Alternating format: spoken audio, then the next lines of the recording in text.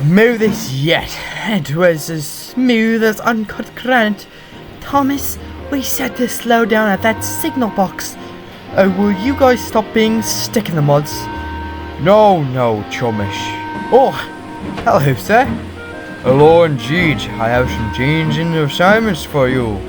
The branch line is closing down. Closing down? Not permanently, no. When you arrived, the rails were not equipped for an engine of your size. As such, they've become very badly worn. Glenn will be looking after the trains while the workmen replace the tracks. And I'm to just sit around for Lord knows how long. Don't be silly, my engines work. You'll be taking local trains with Annie and Clarabel on the Mainline. Great. Thomas didn't feel too pleased that he would still be stuck with Annie and Clarabel. Ever since they had started working together, Thomas had tried to listen to their advice, but felt like they could be a little condescending. It didn't help that he hardly got a break from them. He had never let on about it for nearly a decade of working together.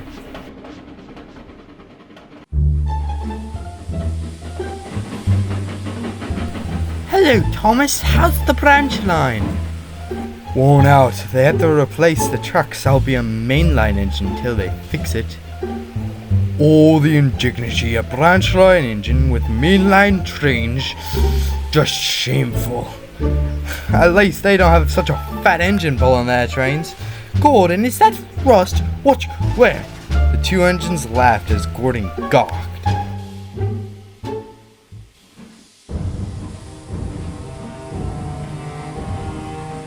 The next morning, Thomas backed down to the platform with Annie and Clarabel.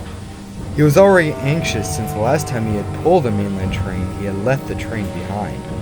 The last thing he needed was Clarabel and Annie butting in. Mind you, keep on time. And no rough.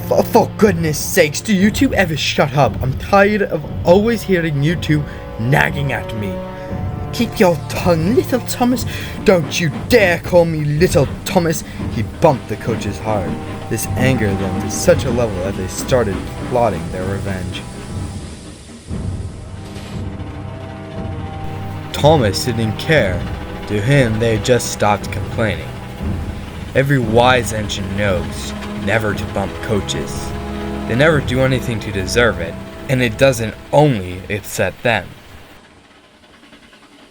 Just beyond the bridge over the old harbor, Clarabel quietly turned on the brakes. Over time, they got harder and harder. At first, Thomas didn't notice anything, but by the time they reached the tunnel, he had. Oh, you've got to be kidding! Get moving, you lugs! Thomas continued to struggle on, but he had to admit defeat by the time they reached the next station. The train came to a stop in the middle of the main line. There was a long silence. Look, I'm sorry for bumping you guys. I know it wasn't right. I was just frustrated. All the time you two act like I don't know what I'm doing. It makes me feel terrible, like my two closest friends don't believe in me. Annie and Clarabel were caught off guard by Thomas's outburst. They had not realized how the blue engine felt. Oh, Thomas, why didn't you say anything before? I don't know, I thought you guys would just make me feel worse. Oh, Thomas, I am sorry. Yes, I had no idea how you felt. We just thought it was right to keep you on track. I know I can be reckless, but I'm working on it. If you just believed in me. Oh, Thomas, we do believe in you. If you truly do, can you please try to stop nagging me as much? Of course, Thomas, we are sorry. I am too.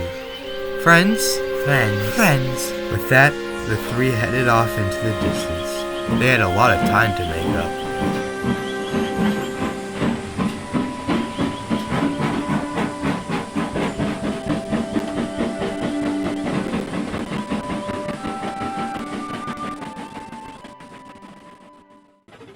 The coaches urged Thomas to go faster to make up for the lost time, which he was happy to do.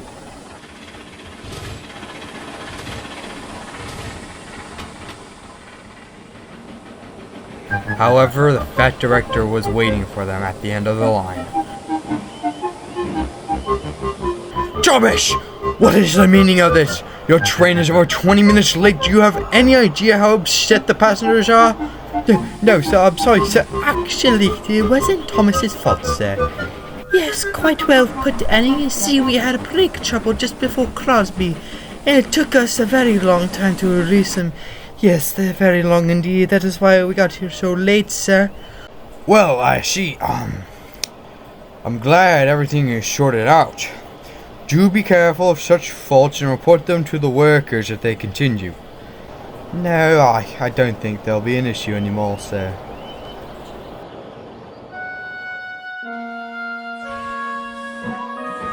Thomas, Annie, and Clarabel did enjoy their time on the Mainline, but they were glad to be home. That's where they belonged, trundling up their little line together.